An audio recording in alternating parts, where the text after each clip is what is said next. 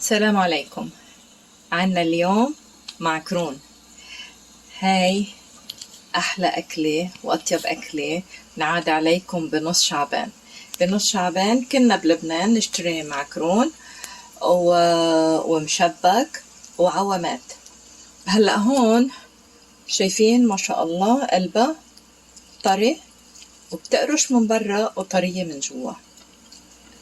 أنا ما قدرت أتحمل ليبردوا، كتير طيبين، بس يمكن شكلهم تحسوه إنه مش طبيعي لأنه أنا حطيت مكونات كتير مفيدة وطيبة، بيتغير شكلهم بس الطعم أطيب من الأصلي. حتى بنقليهم بزيت غزير، بعدين بنسقطهم بالقطر كمان، حتى القطر طبيعي.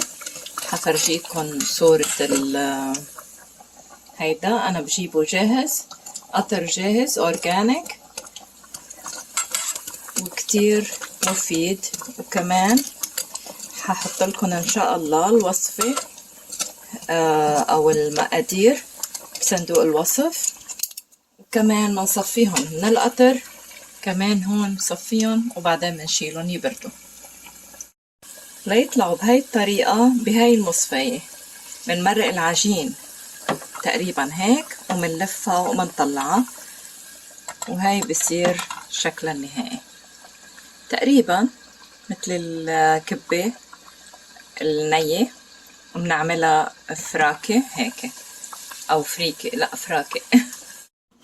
وهيك خلصنا الكمية. ما شاء الله شكلهم بشهي، بتقرمش وبنفس الوقت طرية كتير من جوا وطيبة، ما في طحين ابيض وما في سكر ابيض.